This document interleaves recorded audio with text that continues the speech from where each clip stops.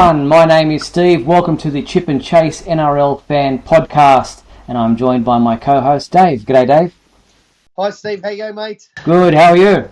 Yeah, mate, feeling good. Season's about to kick off. We're getting closer, so really pumped, Steve. In this, our first episode, we're going to be going through a brief introduction of ourselves before going through the roster changes for each of the NRL teams, and then we'll give our predictions for the season's top 8 and wooden spooners.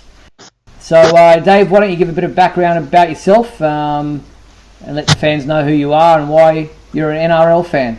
Yeah, no worries. Thanks, Stevie. Look, first of all, I'd just like to say I'm very happy to be here with my brother-in-law and good mate, bringing you guys this podcast for the NRL 2022 season. I had a little bit of a hard time convincing my brother-in-law. I've kind of been asking him for a few years, let's get this going, but he finally broke, and here we are. So, me and Steve don't have a lot in common, wouldn't you agree, Steve? Yeah, not too much. You're into the tradie kind of thing, and I'm a bit more of an arty person, so yeah. But one thing we do have in common is our love, passion, and understanding of our great game, rugby league. Exactly. We have both grown up on it and are blessed to have seen all the greats of the modern era come and go in our game. I guarantee you we both live, breathe, bleed, and just everything is rugby league for us. And this is our chance to give some valuable and well-deserved fan input on the highs, lows, controversy, decisions, and rules of the new NRL season. Personally, I'm a Para Eels supporter. It's opposite on the vodcast. Born and bred in Eels territory, it was inevitable that I became one of the Eels' biggest fans, and sometimes even worst critics. But yeah, again, I just can't wait to be alongside Steve this year as we bring you guys and girls all the previews, actions, hits, tries and results of each round from a fan's point of view this season. Thanks, Steve. Excellent, Dave. Well done. So, yeah, as Dave said, he's an Eel supporter, and as you can see from my shirt, I'm a Rabbitohs man. Up the bunnies. I know you're a long-time suffering Eels supporter, waiting for that premiership. Yeah, mate. I was in that box seat, the same as you. For a long time, yeah. 43 years for the Rabbitohs' first premiership, so I understand what you're going through at the moment. But yeah, live and breathe rugby league, watch all the games, coaching at the moment for junior rugby league, also affiliated with the West Tigers side of things at junior league. So yeah, love the game. Have played, coached, refereed. So you and I have some interesting opinions. He's done it all, guys. He's done it all, this bloke. So let's get into it. Let's start with the roster changes for each of the NRL teams, and there have been some interesting coming and going from each of the clubs. Let's start alphabetically, I guess, is probably the best way to go. And looking at the Broncos, I would say their major gain, and it hurts me to say this as a Rabbitohs man, is Adam Reynolds. He's not only their new halfback, but he's now their captain for 2022. What do you make of that? Mate, it's I'm very excited to see how little Reynolds goes there. I mean, coming up, we're going to be looking at round 1, and I believe first up, Rabbitohs are playing Broncos. So what a cracker game to start the season for Adam Reynolds and the Rabbitohs. You know what I mean? Yeah, look, I feel like he's going to be under a bit of pressure, but any halfback that is signed for a good amount of money is going to be under pressure from the minute they get there. So hopefully he just holds his heels and doesn't get taken down by the pressure of being the Broncos' saviour, so to speak. Yeah, well, they've also purchased Kurt Capewell, Brenko Lee, Corey Jensen, Jordan Pereira, Billy Walters and Ryan James amongst their signings, but they've also lost guys like John Asiata, Xavier Coates, Anthony Milford, and if he plays, Brody Pangai Jr. Pangai Jr. Well, he already went. Who's the one? Yeah, Penrith. Yeah, Penrith, and now he's at the Bulldogs, but yes, to that one. But yeah, he'd already left late last year. Right. So not too many big losses for. No. But nothing too big. Yeah, the gains are definitely outweigh their losses. But let's move on to the Canberra Raiders, and their probably biggest purchase is Jamal Fogarty. So another half side of the things that they've gained there. Yeah, for sure. Look, they had a couple of big losses, I think, previous season, with Ricky bringing in a lot of English players, and things seemed to get a bit rough mid-season there, and a lot of them weren't happy. So with Jamal Fogarty coming into the team, hopefully he can give them some sort of direction back. You know what I mean? Because they were struggling. They were struggling at the back end of last season. Well, yeah. You mentioned the George Williams was their halfback that they lost. He went back to the UK mid 2021. Yeah. And they definitely lost a bit of direction when you lose your main halfback. But for sure. And they lost a good player in Bateman, and Hodgson's left them, signed with the Eels in 2023. This year though, so you hope that he gives them the best moving forward. They also lost Ryan James, Saliva Havili, Bailey Simonson to the Eels. Stia Soliola. Yep. So there's a few of them. Few decent names there that they lost. Yeah. So let's see how they go in 2022. Now, the team that's probably done the most purchasing for 2022 is the Bulldogs. Oh, wow. Listen to these names: Josh Adokar, Max King, Matt Burton, Brent Naden, Matt Duffy, Paul Vaughan, Tavita Pangai Jr., Josh Cook, Braden Burns, Reece Hoffman. Yeah. Did you say Josh Adokar there?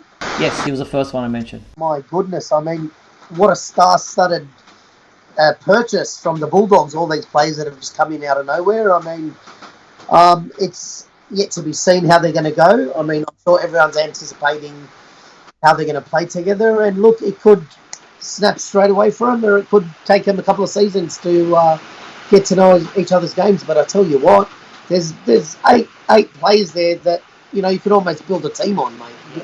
Finish a team on. Exactly. So it might take them, like I said, a while to gel. But, from their losses, there's some names you'll recognise there, but not necessarily anybody you'll be going, oh, geez, that's a massive loss to the team. I mean, to Melbourne, Will Hopewadi to the UK, Christian Crichton, Nick Kochek's gone back to the Raiders, Dylan Napa's gone to the UK, to Catalans. And also, Steve, don't forget, they've signed Reid Marnie on a 4-year deal for 23 as well. Well, that's going to be a really good team come 2023. Yeah. So, they're definitely on a rebuild, but whether or not they'll actually do anything or make the top 8 in 2022 remains to be seen. I know you've got a bit of a smoky there when we come to talk about our top 8, but let's see how they go this year. So, moving on to the Sharks, Dale Finucane, Nico Hines, Cameron McInnes, Matt Ikavalu, Lachlan Miller, and Jaden Beryl are their purchases. Obviously, Dale Finucane, Nico Hines, and Cameron McInnes are 3 big names. They bought very well in the positions they needed, and that's the Sharks, was it, Steve? Yeah. Yeah, I mean, they definitely need those players to come in and shake it up a little bit, because they've been lacking a bit in a few of those positions as well. So, man, some good names also go heading to the Sharks. They would be very excited. The fans would be very excited, and see how they go too. Yeah, when you consider the players that they have lost on the ageing side of the roster, like Aaron Woods, Will Chambers, Josh Dugan, these guys are good names, but they're past their prime. So Sean Johnson is a bit of a loss, and Chad Townsend as well. But Nene McDonald, another one, was released. But yeah, the ones that they've lost are at the end of their careers, so they wouldn't be, too disappointed with too damaging. Yeah, for sure. All right, couldn't agree more with you. Exactly. So let's go to the Gold Coast Titans. They've gained Isaac Liu, Paul Turner, Aaron Booth, and Will Smith from the Eels. Again, not the biggest names, but looking at their losses, Jamal Fogarty, Ash Taylor, Mitch Rain, Tyrone Peachy, some pretty big names there in their losses. Definitely. They're gonna. I personally think they're gonna struggle a little bit with those losses, especially with not recruiting anything majorly special to come in and set them a direction or be able to talk the team around or whatever. So, yeah, definitely think they might hit struggle street a bit, but only time will tell, Steve. Yeah, well, I mean, Ash Taylor's been a massive disappointment for them over the Definitely. years. You know, He has, mate. major expectations for him. I think they'll be disappointed at losing Jamal Fogarty because I think he's a player on the rise. Top player. And coming up Origin player for sure for me. Yeah. Now, the team that's probably the most stable is Manly. The Sea Eagles have only brought a player from Brisbane called Ethan Bullimore, and their losses are mostly fringe first graders like Curtis Siranen, Moses Sully, Jack Kajewski, Tavita Funa. They've really kept their roster pretty much. Kept their same roster together, yeah. So, Look, I think they're going to be a solid team this year. I think that's a big plus to any team to have just the same roster go on to a full pre-season and straight into another season. It's a massive advantage, and to be honest with you, I'm quite nervous. I think Manly are going to actually step it up this year after the disappointing end to last season, and they're all going to come out with a point to prove. Definitely. Yeah. Looking at the Melbourne Storm, there's some movement there. They've lost Xavier Coates, Nick Meaney, Josh King, Jaden Nikorima, and then so that's who they've gained. So Xavier Coates, big purchase. I think Brisbane would have been disappointed to lose him. Nick Meaney, the Bulldogs, for them, have a lackluster performance in 2021. So yeah, for sure. Xavier Coates, I mean, they would not have been happy having to let him go, and it's sad to see him go from the Bronx. But you know what I mean. We don't know what I mean because I haven't said anything. But a massive purchase for the Storm for next season. 100% will be a big game for them. Now they've obviously lost a fair few good players this Yes.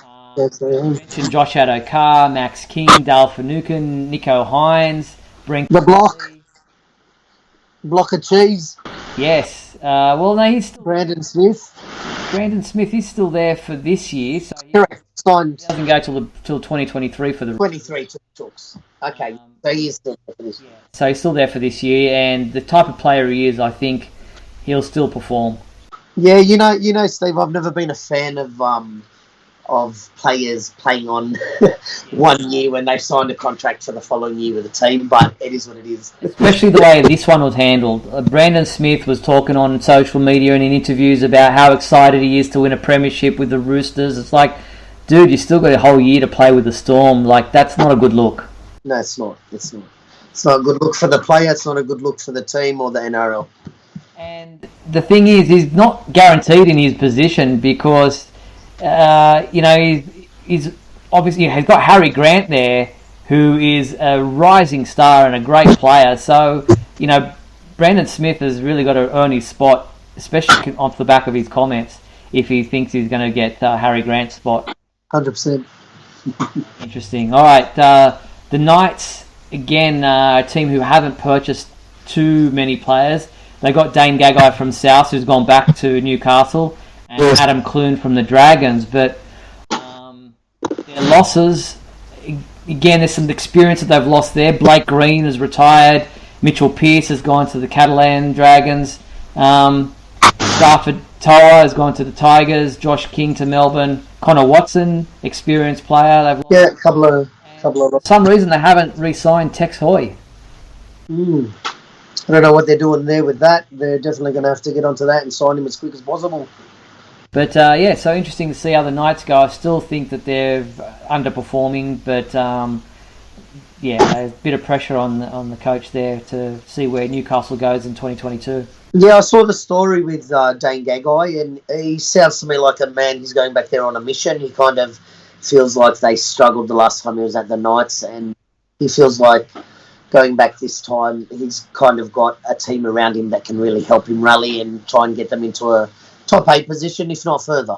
Remains to be seen. Yep. All right, then on to the North Queensland Cowboys. They've picked up Peter Hiku, Jermaine Tanawa Brown, Chad Townsend, and Brendan Elliott from the UK.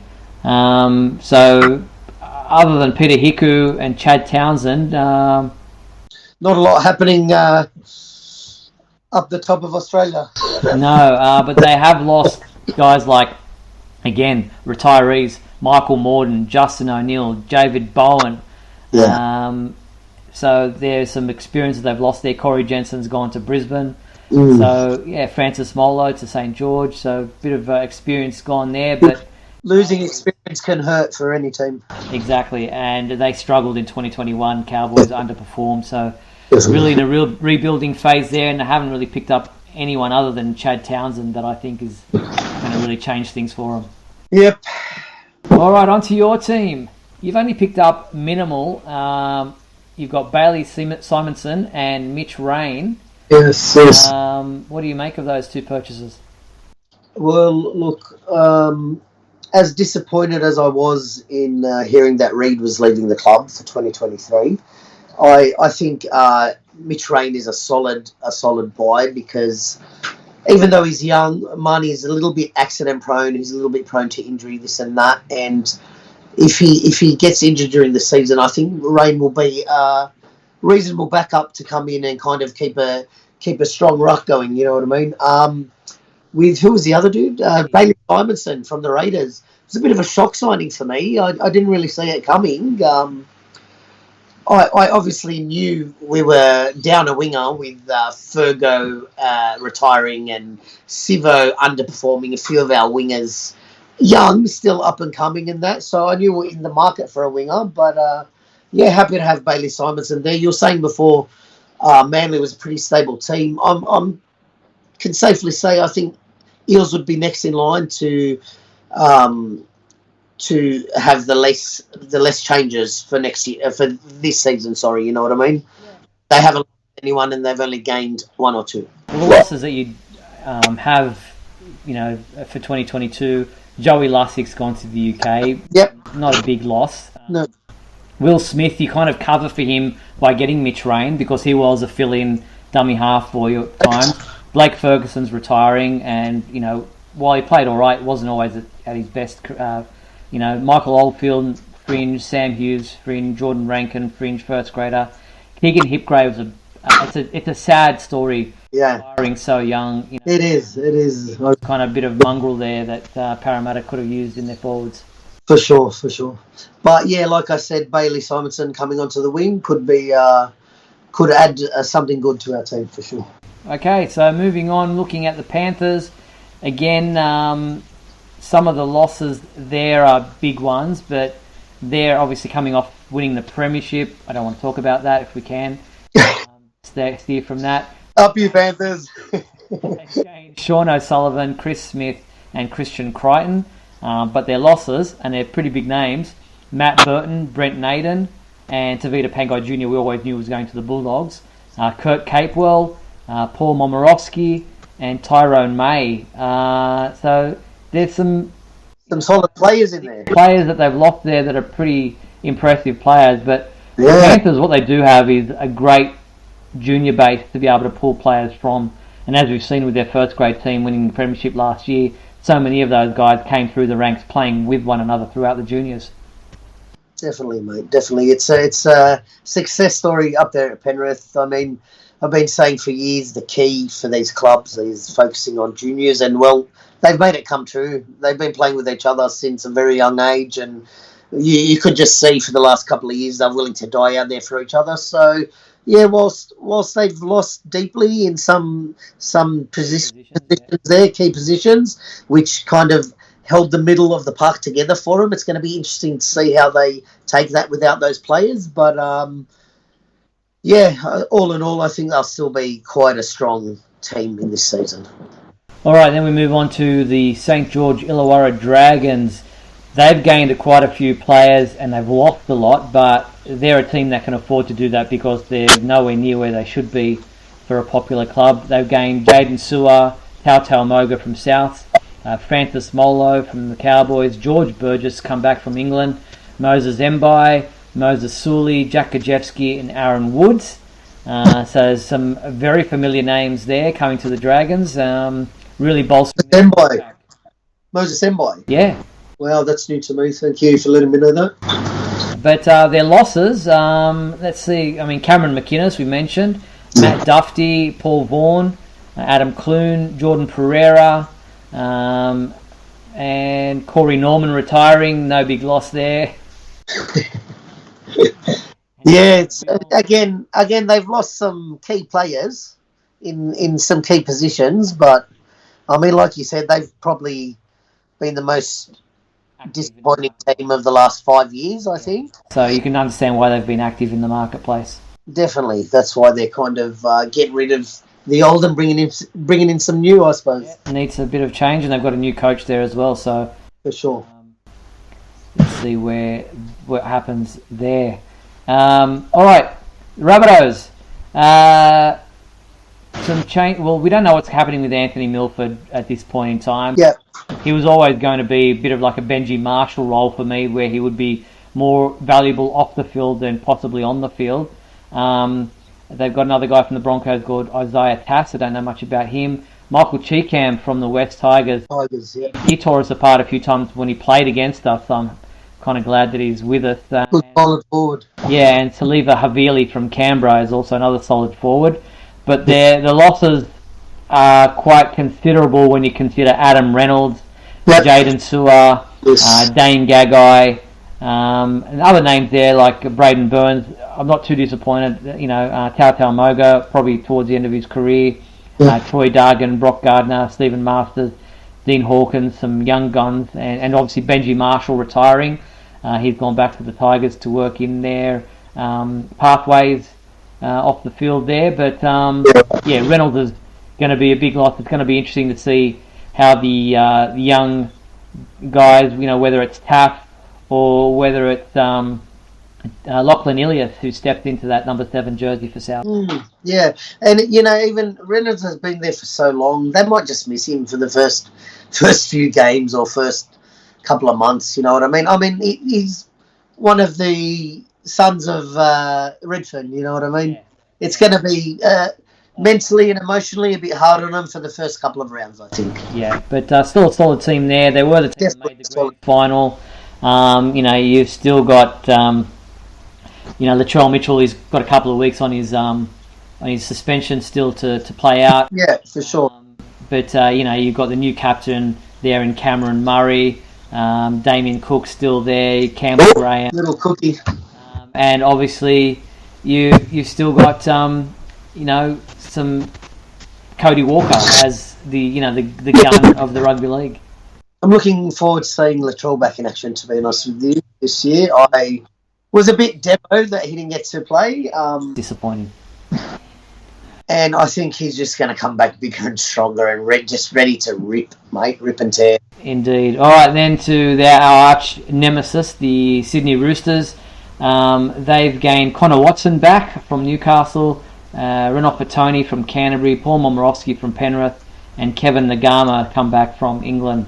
But their losses are pretty big when you consider the retirement factor. Jake Friend, Boyd Cordner, Brett Morris, Josh Morris, and Dale Copley. Wow. So very experienced players who they've lost.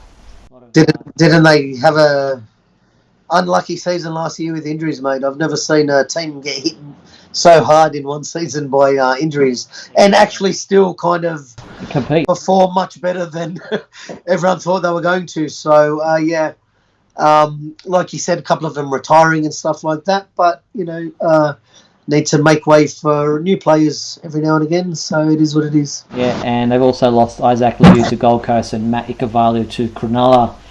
All right, then to the Warriors. They've gained Sean Johnson, Aaron Payne from Melbourne, Jesse Arthur's on loan from Brisbane for 2022, and Ash Taylor from the Gold Coast. Sean Johnson, Ash Taylor, what a combo. Oh, mate. This is actually one of my teams that I'm very excited to watch this year. I think the inclusion of Sean Johnson and, I never felt like he found a place at Cronulla or he just didn't look at home there. And I honestly think for him to get back to his home roots and play with his people is going to be a massive step for him to kind of get back to the footy we all know he can play. You know what I mean, Steve? Yeah, no, I think he would be back at his best. Yeah, definitely, and he will bring confidence, and he'll just kind of, I feel like he'll roll the team up, the big boys up to give it what they got. Yeah, and he'll bring the crowds back for the Warriors Sure. too. Sure. They have lost some big names in Roger Tuivasa-Sheck, who's gone to rugby union. There's like Paul Turner, Sean O'Sullivan, Peter Hiku, Chad Townsend. They've got, who else? Kane Evans has gone to England, not that he's a great loss. Leeson Armour's retired. So, yeah, a bit of change there at the Warriors, but probably for the best. Awesome. All right, then on to the final team, the West Tigers. Now, if ever there was a team under the pump and needing to recruit players because they always seem to lose some of their best, it is the Tigers, but they haven't really purchased anything great for 2022. Jackson Hastings has come back from the UK. I hope things go better for him. He's kind of had a rough trot over the last few years. Yeah. I don't know why, but they've purchased Tyrone Peachy, and probably the best purchase for them is Stafford Toa from Newcastle. He's an up-and-coming great player. And Oliver Gildart from the UK, I don't know anything about. Look, unfortunately, I think it's going to be an uphill battle for Madge and all the boys there. I enjoyed the Tales of Tiger Town. I never really had a proper insight into a club and, you know, what they actually go through day to day and what the coach goes through and, you know, how at the end of the day, they're human beings and they're not just footballers. I mean, everybody expects greatness and success, but let's be honest, it's not always the case. So I'm kind of hoping for their fans' sake that they can find a bit of heart and passion and just you know, they were actually competitive last year at times, but all the other time they just looked so lethargic and like they didn't even want to be there. So I hope they can find a spark this year and give Madge a bit of give him a bit of energy back. You know what I mean? He looks really old and he does. He does. But, I think there's a bright future there for the Tigers with Tim Sheens coming back. See things. You've got Benji Marshall back there looking at the pathways. Brett Comorley's taken over the pathways stuff. So hopefully they can hold on to their juniors moving forward and continue to, because they've got between West and Group 6 and the Balmain side of things, they've got a massive junior base to pick from. Those three names you just mentioned then, I mean, very valuable people to have coming to your club, mate. So definitely some good signings there in the coaching staff and club. Yeah. But they have lost some big names in Moses Mbai, Billy Walters has gone to Brisbane, Michael Cheekham, Joey Leilua has gone to the UK, and Tom Monet. No big loss, James BJ. Roberts has been released, and Russell Packer, one of those guys who was taking up a lot of the salary cap but not doing anything for the first grade team. Yep, for sure. All right, so that's the comings and goings for season 2022. Obviously, there's the Dolphins looking to poach players from clubs and doing that pretty successfully for 2023, but that's a discussion for another time. So now let's look at our top 8 predictions this coming season. I'll go first if you like, and give you my top 8 predictions. Here's what I've got for my team. For my season. I still think the Melbourne Storm are a team that will do big things in 2022. Bellyache is still doing a great job as a coach there and just seems to get the best out of his players. The systems they've got in place there are very well structured, and they always seem to be there and about. And I think everyone was expecting it to be a Melbourne Panthers grand final in 2021, but that just didn't happen. Kind of spoilt that plan. Penrith will definitely still be up there. As we said, they've still got a very solid team, even though they've lost a few players. And then, I hate to say it, but I think the Roosters will still be up there. I don't think they can have as damaging a season with injuries as they did in 2021. Manly, we've spoken about how solid their roster is moving forward. They haven't really lost anybody, but they've got a very solid team there, and with Trbojevic still at the peak of his powers, it's only going to be good things for the Eagles. I hope the Rabbitohs are still in there at the top 8. I there's no reason that they can't, even though they've lost a few key players. They've still got a very solid foundation for their team, and will want to go one better if they can in 2022, having lost the grand final in 21. Sure. Then the Parramatta Eels, I think this is probably the end of a window of opportunity for the Eels with the losses that they will have in 2023.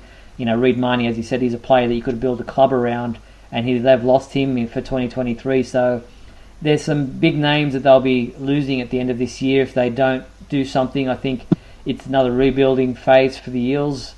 Gold Coast Titans, they're smoky. I don't know about them. They could easily, them and the Sharks could easily miss out on that 6th, 7th and 8th spot, but the Titans seem to still always have that bit of resilience that they're able to bring out. It's just be a matter of whether or not their halves can steer their forwards around. And the Sharks, with guys like Nico Hines coming on board, if they don't make the top 8, it will be a massive failure for them in 2022. There were people talking about the Bulldogs and whether or not they'll make the top 8 this year.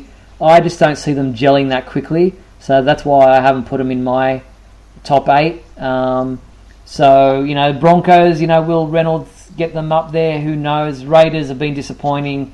Some of those teams that you thought might have made the top 8 in previous years probably will still miss out this year, like Newcastle and North Queensland. The Dragons, who knows? They could be a smoky for a top 8 spot, but that's where I'm going. I'm not solid, not confident, but we'll see how I go. Thanks, Steve. All right, your top 8. All right. So when I came up with this top 8, I done it in no particular order, but then I had to quickly shuffle them all around and give us a 1 to 8. So naturally, hoping and praying, I've gone for Parramatta Eels to finish first this year. Then it's no-brainer. You got Panthers, South Sydney, Manly there. Whilst Melbourne, I feel, will struggle a little bit this year. They're just Melbourne and they've got Craig Bellamy there. Sydney Roosters, like Steve was saying, after that dreadful horror season they had with injuries, I can only see them getting better this year. So I've got them up there. New Zealand Warriors. I was saying before, I'm excited to see Sean Johnson back there, and this is why I've got him in my top 8. Mm-hmm. So I think he'll just bring something to to the group of boys there and give them some extra wind and some extra energy. And lastly, but not leastly, the Canterbury Bulldogs. Whilst I'm waiting to see how it's going to go, I just can't see all of those players getting together and not making the 8. That's why I've got them in there. They might not make the 8. They might struggle really hard all year, but the list of superstars that are in their team for next year, you got to think just on pure luck they're going to win 50% of their games. So that's all you need. Yeah. All right. Well, that gives us our top 8 predictions for season 2022. Before we wrap up and finish off our first episode, we've obviously make mention of the fact that we've got the Indigenous All-Stars game coming up this Saturday. Cannot wait. Got trials throughout the month of February, so the NRL season is not that far away. Which are also televised on Fox Sports 2, all the trials this year. Yep, NRL Fox League, so look forward to watching those. But for now, this is our first episode. I hope you enjoyed it, everyone. We look forward to being able to continue on throughout the season and bring you reviews and previews and some of the highlights of each of the games from each round as we move forward throughout 2022. Anything you want to end off on, Dave? No, it's been a pleasure, Steve, getting through this first episode with you. Guys, it's not far away. Get your jerseys out and remember to get out there to the games and yell and scream for your teams, and we'll see you next week. Yep, enjoy the NRL season this year. We'll be back before round 1 to preview that round and talk about anything else that is topical at the time. But thanks again for watching and listening to our first Chip and Chase NRL Fan Podcast. I'm Steve. Thanks, Dave. No worries, guys. I'm Dave. We'll see you all next week. Thank you very much, Stevie. See you, mate. Bye-bye.